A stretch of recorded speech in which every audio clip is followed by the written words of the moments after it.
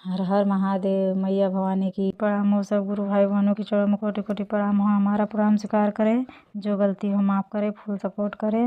नहीं दीदी लो आप लोग के बीच एगो कुछ कहे जाता नहीं, कैसन लागी कमेंट में ज़रूर अपन राय बताएं। हम लोग एगो भाई की बहन शिष्या बाड़ी लो, कमेंट आता बार बार गलत कि डमरू भजन का आप सब नकल कर रही हैं, डमरू भजन का गीत गा रही हैं।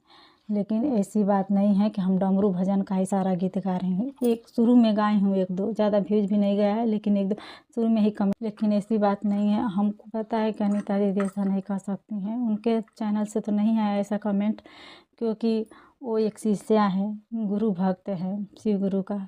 तो 3 चीज़ बांटा जाता है, पहला में दया, दूसरा में चर्चा, तीसरा में नमः प्रणाम। तो कोई ऐसे घमंड कैसे दिखा सकता है कि मेरा गीत मत गाइए, वो कोई और है। लेकिन जो भी है, अब अनीता दीदी भी देखे तो कमेंट करके बताएं क्या सही है क्या गलत। कि कमेंट आ रहा है, आज भी आया था कि हम लोग का टीम स्ट्राइक मारा देगा, हम लोग का टीम स्ट्राइक मारा देगा। जो गाना उनका नहीं गाए हूँ उस पर भी कमेंट आया कि उनका है, उनका है जो गाना नहीं गाए हूँ। मेरा भी एक और चैनल है, मूर्ति गीत चैनल। तो जो बहन या भाई 1-1.5 साल चैनल चला लेगा, उस चैनल के बारे में कुछ तो जान ही जाएगा। एडिट किया रह गया तो उस चैनल पर देखिएगा 6 महीना पहले हम ऐसे एडिट करती थी। जब उस पर 1 साल हो गया, मोनेटाइज नहीं हुआ, तो मेरा मन थोड़ा हो गया। तो जैसे टेक वाला वीडियो देखे तो लोग बताए उसमें कि जिनका चैनल 1 साल से अधिक हो गया है, मोनेटाइज नहीं हुआ है, एक चैनल और खोल सकते हैं। उस पर एक तरीका एक टाइम से डालें। तो वही इस पर हम एक टाइम एक तरीके से डाल रही हूँ, शिव चर्चा। और उस पर अब बहुत सारी बहनों का ऐसे नहीं है, गीत गाए हूँ, देखती हूँ, गाती हूँ। यही सब गीत भी गांव में भी होता है। हम भी गांव देहात के गीत हूँ, अरे हम भी गांव देहात के लड़की हूँ, शुरू से गीत गाती हूँ, विवाह का, पीड़िया का। ऐसी बात नहीं, आज जो 1.5 साल चैनल चला लेगा गीत का, वो बहुत ही गीत जान जाएगी एक गीत पे 4 बनाने के लिए। ऐसी चर्चा हो जाओ, डमरू बाजेला टोला टोला हे शिव शंकर बोला, वही पर इहो में गीत हुई। पहले तो हम लोग को बचपन से ही गावत रहने जा, वही पर ही बनौले बना।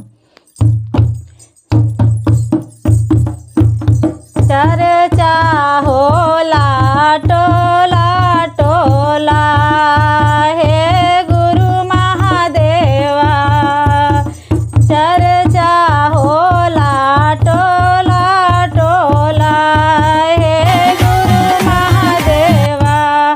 पूरी मिठाई गुरु के मनहि ना भावे, पूरी मिठाई गुरु के मनहि ना भावे।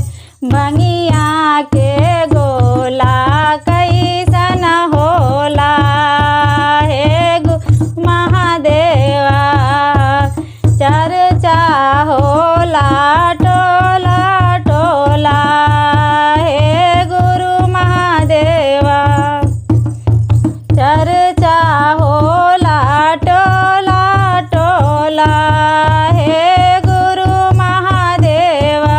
हाथिया घोड़ा गुरु के मनहि ना भावे, हाथिया घोड़ा गुरु के मनहि ना भावे।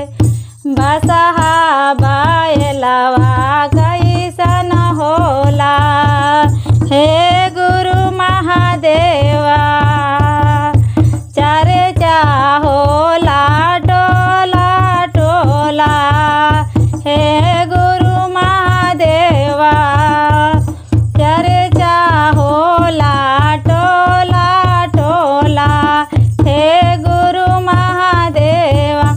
कोठाया मारी गुरु के मनहि ना भावे,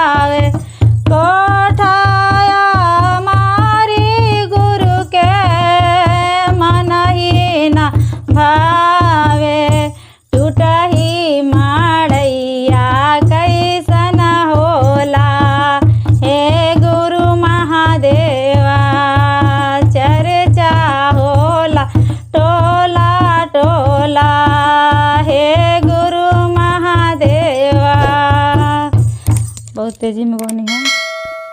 आप लोग दिल खोल के गाए लो जो हमके हमार गीत अच्छा लगे बहुत।